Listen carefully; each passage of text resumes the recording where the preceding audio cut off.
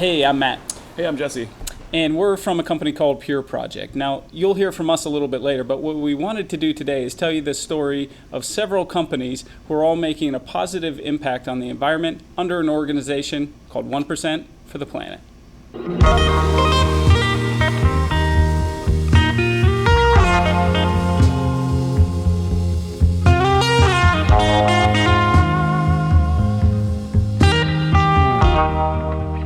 I'm Chris Lynch, Managing Partner of Everyday California. I'm Michael Sommer, Managing Partner of Everyday California.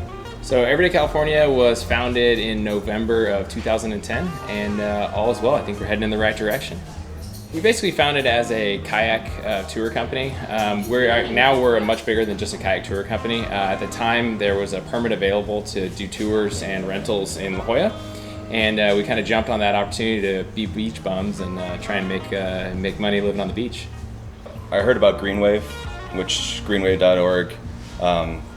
They are growing kelp, 3D kelp modeling, and I also heard about 1%. And what we and Chris really discussed, and we thought would be a good thing, was we could work with Greenwave through 1%, which is this unbelievable platform, for so many companies to allow business to improve the environment.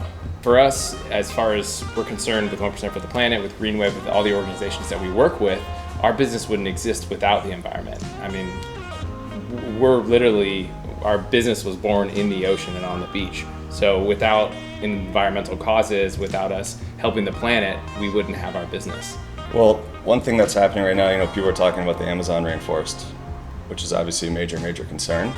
But we have our own underwater Amazon rainforest out here, our giant kelp forest in California, and there's deforestation happening, and it's a major concern. So for us to work with a company that's actually growing kelp is a perfect fit, and they're also, on top of growing kelp, they're feeding. This model can be recaptured all over the planet. So with 1%, we signed an agreement along with thousands of other companies around the country and around the world, and we pledge that we'll donate 1% of our overall revenue back. Now, that can be to a charity of our choosing or directly to 1% for the Planet. As we've talked about a little bit before, our choosing is to work with Greenwave that grows kelp. So we have multiple partners with 1% for the Planet. We work with Greenwave. We work with Urban Surf for Kids, which takes out impoverished youth surfing. So we take them out and teach them how to surf and teach them about the ocean and the environment. We also work with the Surf Rider Association. And then the other main one that we donate to is directly to 1% for the Planet to help spread the word. There's things that are happening right now. There's solutions, but there's things that are happening, like I said about our kelp forest, that are serious, that are happening right now. This isn't something we can wait for another generation or another generation. There are solutions, and people just need to know the solutions and start getting behind it. You hear the call for a new Green Deal. I'm not talking politics, but we need to get behind it serious.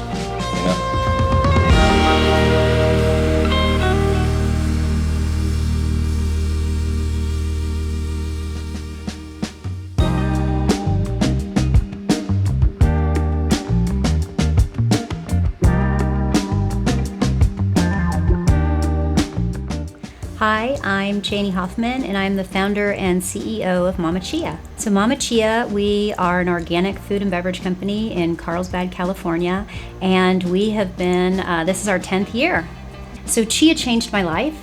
Chia is, an amazing seed. It is so nutrient dense, tons of omega-3 and fiber and protein, and I had struggled with a lot of autoimmune disorders, but once Chia came into my life, it was a game changer for me. Before I even started Mama Chia, I knew that we wanted to be a socially and environmentally engaged brand. And so before the first bottle hit the shelf, we became a 1% for the Planet member because we really wanted to give back.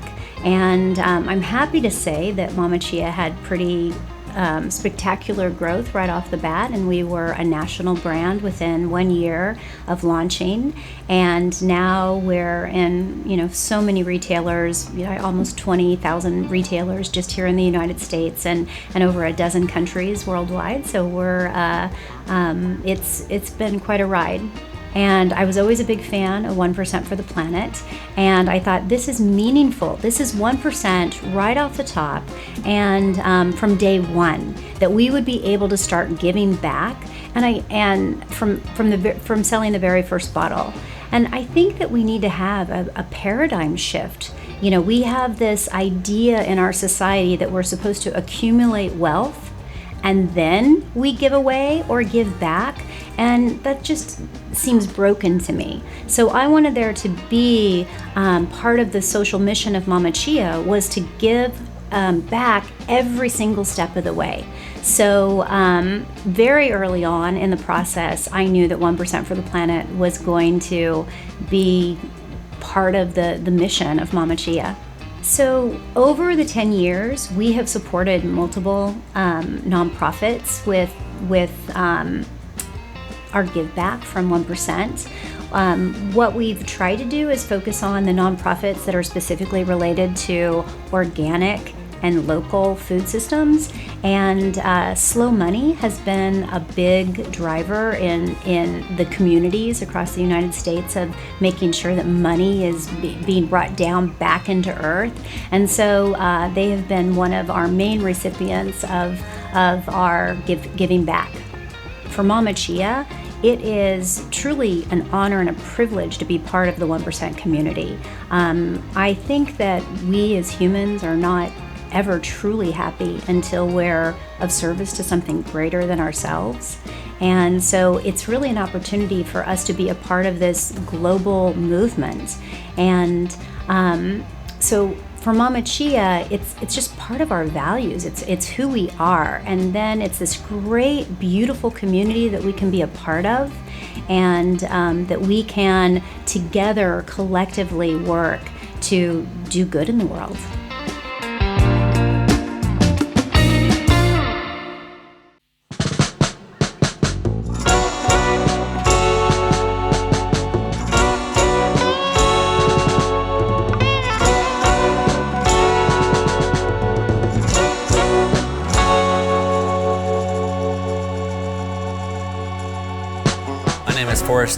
I'm a co-founder and creative director here at Juneshine. We're here in Scripps Ranch, and our original location was down in North Park, San Diego. Greg and I had the idea for Juneshine in January 2018. I was actually on the beach in Hawaii, and Greg was at an investment bank in New York. He gave me a call and said, "Hey, have you heard of hard kombucha?" And I never had, but loved craft beer, loved kombucha, and the idea of mixing those two just seemed, a light bulb went off, and I was like, why wouldn't someone do that? That sounds amazing. So I jumped on a flight from Hawaii to San Diego. Greg jumped on a flight from New York to San Diego. We met back up. We both went to the college in San Diego at USD and met freshman year and always dreamed of starting a business together. And we graduated 2014, and it took us 3 years to find the right idea. But January 2018, we moved back to San Diego to start this. And then we opened North Park in June of 2018. My name is Greg Peters. I'm the Chief Brewing Officer in charge of all production at Juneshine. I came from beer. I brewed beer for 15 years in San Diego. And the transition to making hard kombucha was fairly easy. Yeah, our goal from the beginning wasn't to grow a huge business, but to grow a sustainable business. And that to us meant something that positively impacted the environment and was profitable. And we're working towards both of those goals. From day one, we were 1% for the planet, 100% organic, working towards profitability. It's going better than we could have ever imagined. Our goals were just to create an honest, transparent alcohol for a healthier planet, and I think we're doing that. So yeah, so far so good. When we started Juneshine, Greg Sorreo and I were both at points in our careers where we didn't need to we were very happy, so if we were going to start a business, we wanted to create something that had an amazing company culture and a product that we could feel good about, and that's why we care so much about sustainability and the culture at Juneshine. We want to build a place that's sustainable, and again, that's financially and environmentally, so that's super important to us, and that was our kind of founding principles are transparency and sustainability. So we want to tell people exactly what's in the can, and then how that can be better for your body and for the planet. And it's something we're working towards. We're 100% organic, but there's still, I mean, this can is wrapped in plastic. We're moving to painted cans, but there's so much work to be done. But yeah, I think that's important for us. So I read the book, Let My People Go Surfing by Yvon Chouinard, who's the founder of Patagonia. I been buying Patagonia since I was a kid. My parents bought Patagonia, so I knew all about the company. And then when I read that book, that became our HR policy. So we give every employee a signed copy of Let My People Go Surfing with a note from our CEO.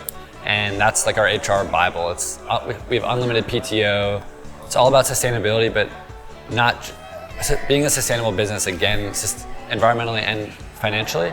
So that turned us on to 1% for the planet, and we started just buying products, and we found a common theme that brands that were 1% for the planet were products that we felt good about purchasing, whether it was clothes, food, drinks, a whole variety of products. But from that book was where we first heard about it. That was from day one. We would never think about starting a business that's not 1% for the planet. My partner and I both agreed that the world doesn't need any more stuff. There's so much stuff. We're filling up landfills. There's products everywhere. So if you're not going to do something that's different or unique or more sustainable or have a positive impact, why create something and put another product on the shelf? It's just, unless some people make purely financial decisions, but we didn't want to just put another product on the shelf that was going to end up in a landfill with no positive impact. So it's an investment. We're investing in the planet. We're investing in our communities. So, I mean, first of all, it's the right thing to do. Second of all, I think that ultimately it pays off. If we have a healthy environment and a healthy community, that eventually in turn is going to benefit us and benefit our employees and our customers. If we don't take care of our planet, then we're not going to have an economy to sell products in. So it's a full circle. But I think at the end of the day, it's 1% for the planet. The planet was here before people were, so I think it's up to us to give back to that. Especially with our founding ambassadors and team, it's all about outdoor adventure and that lifestyle. And if we don't take care of the environment where we do these activities, there's not going to be anywhere to film action sports movies or go outside and have a June shine. So yeah, it benefits the planet, the people enjoying that planet, and the people who live there. So.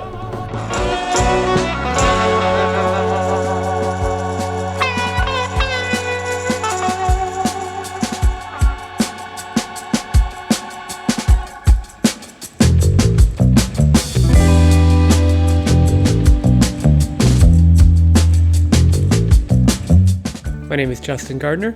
I'm the co-founder and CEO of BLDG Active. We're based in La Jolla, California. It's like any startup. It's been a roller coaster, but it's been fun. It started in its infancy in an idea and an ambitious vision, and we've executed on it. So I think it feels really good to see the company and the brand come alive, to build a really unique team around the product, and finally we're starting to see the fruits of our efforts. So I always start with a little bit about my background. I worked in the regenerative medicine, in the biotech space, in the regenerative medicine space. Was working on expensive biologic regenerative medicine products. I had an agency that helped launch them into hospitals, and that's actually when I got introduced to the technology that's used in our product line, Active Skin Repair. My agency helped launch it into the hospitals, and unlike the expensive biologic products, this was actually in a price point that made sense for regular consumers, and it had a safety profile and ease of use that consumers could use. And so, long story short, we were able to get the over-the-counter license from the medical supplier. And I ended up selling my firm, and right after the sell, started BLDG Active. So that was about 2.5 years ago. And it's using the same medical grade technology that we help launch into the hospital systems, but bringing it directly to consumers. I've always been a fan of Patagonia and the brand Patagonia and what Yvon Chouinard has done, and the idea of conscious capitalism. And so I had always been a scholar around what other brands were doing and what companies were doing, and I always felt that the idea of for-profit companies and doing good could align. What I really enjoy about 1% for the Planet is it's just not necessarily all about the environment, but it's also can benefit people. So it obviously benefits the environment and environmental efforts and helping offset global warming and things that impact our lives today and future generations. But it also helps people appreciate the outdoors, that I think then has a trickle-down effect. So something like outdoor outreach that is able to take inner city or underprivileged youth and give them an opportunity to experience the outdoor space is a really unique opportunity, I think, to give people the impact that living an active outdoor life has. And I think by doing that, you're going to create a generation that has respect for the environment, that's conscious about how they go about their lives and the impact that they have on the environment as well.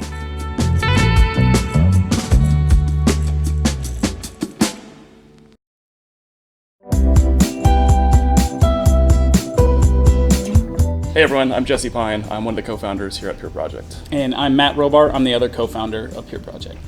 Pure Project is based out of San Diego, California. We have 2 locations right now. Our main facility is in Miramar, and we opened a tasting room recently in Bankers Hill. Pure Project was founded in 2014 and was actually originally formed in Costa Rica. In 2015, we brought the company back to the United States and we opened the brewery in January 2016. The past few years have been great. It's been really interesting watching the company grow. You know, the company doesn't always grow how you think it's going to grow, but the craft beer scene here in San Diego and the response from the local community and actually the larger national and international communities have been really great, embracing kind of the styles and the styles of beer and the ethos behind our company as well. So it's been a fun ride, and we're looking forward to the future. Main reason why I wanted to get into craft beer is just my time down in Costa Rica when I lived down there for about 3 years. Down there in Costa Rica, there really wasn't any craft beer, so a passion of mine, something that I missed when I was in the U.S., was something I wanted to bring down to Costa Rica. And I wanted to be in the craft beer industry because I didn't want to be in an office anymore. And looks like I'm back in the office.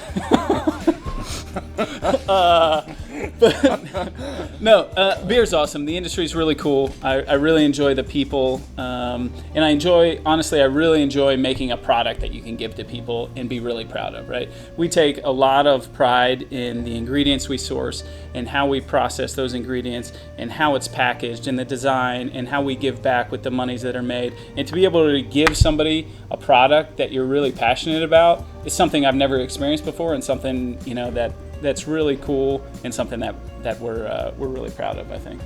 Yeah, I've been following Yvon Chouinard for a long time, you know, the founder of Patagonia, and you know, when we first started this business, one of the first books we read before we ever, you know, I think before we even signed the corporate documents was Let My People Go Surfing. So, you know, his philosophies on business and social responsibility really played a big impact on our business. Since the inception. We decided to join 1% for the Planet before we even started this business. It was a mutual decision of ours that made sense. It's a no-brainer. Knowing that everybody has an impact on the environment every single day, it's an easy way for us to help give back.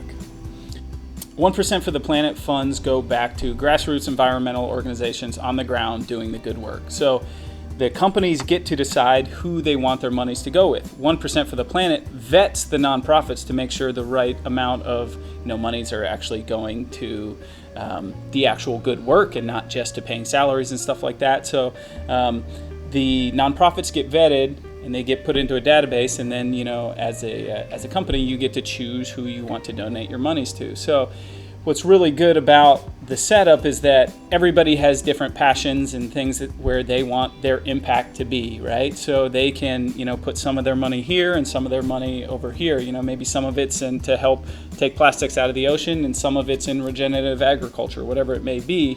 You have that ability and flexibility within the 1% program to be able to make the impact that you want. Here at Pure Project, we've chosen a couple different avenues. We've chosen a couple local nonprofits, such as San Diego Surfrider, San Diego Coastkeeper, and Outdoor Outreach.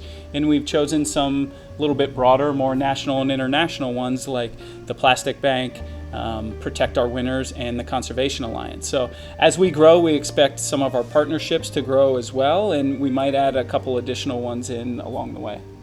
I think it's beneficial in a couple different senses for a company to be a part of 1% for the Planet. First, you have the altruistic aspect of just being able to give back. That in and of itself, is enough at the end of the day. But there are also other benefits, from connecting with other like-minded companies to maybe do collaborations with or help raise awareness with locally. Maybe you guys can source together, different things like that. And then as I think awareness for the 1% movement grows, which it is considerably, I think it's amiss if you don't mention the marketing benefits of it. There's a lot of benefits to being able to say, hey, we're a 1% for the Planet company, and then you kind of put that out there, and then the consumers will say, hey, that matters to me, and they'll either raise a hand or they won't. And I would think the majority of 1% for the Planet companies are targeting people who that matters to. So from a marketing aspect, I think there's a lot of value to being able to say, hey, we give back 1% to environmental nonprofits, and to be able to connect with your target clientele on a little bit deeper level.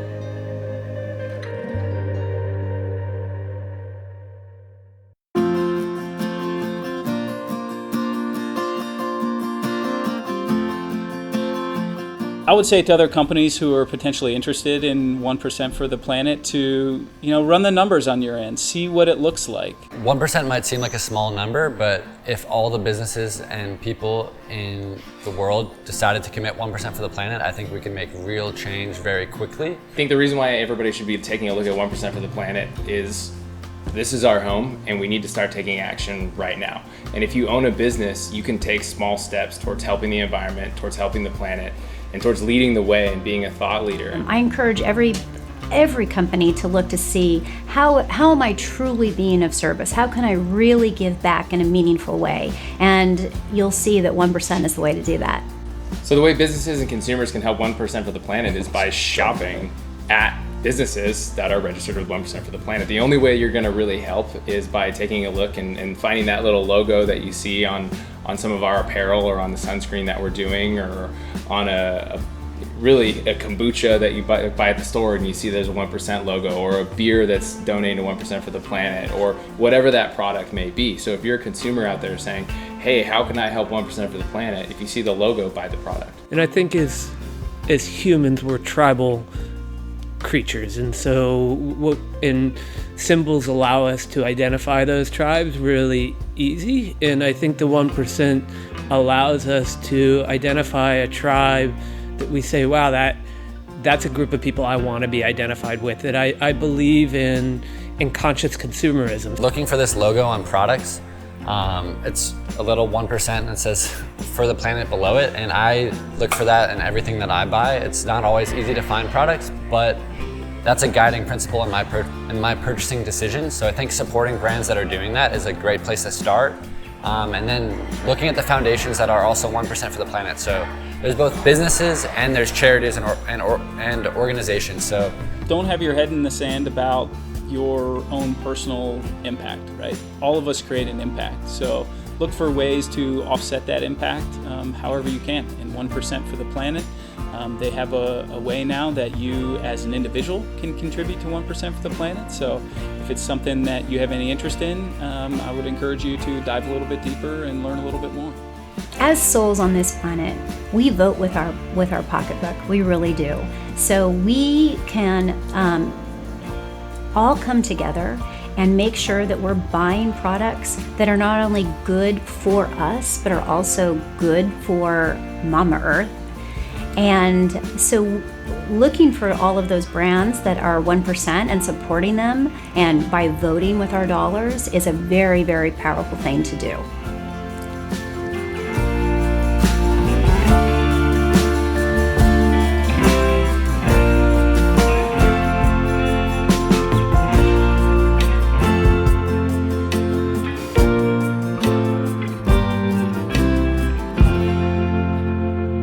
Said 1% is actually a pretty big number, because when everybody combines their 1% together.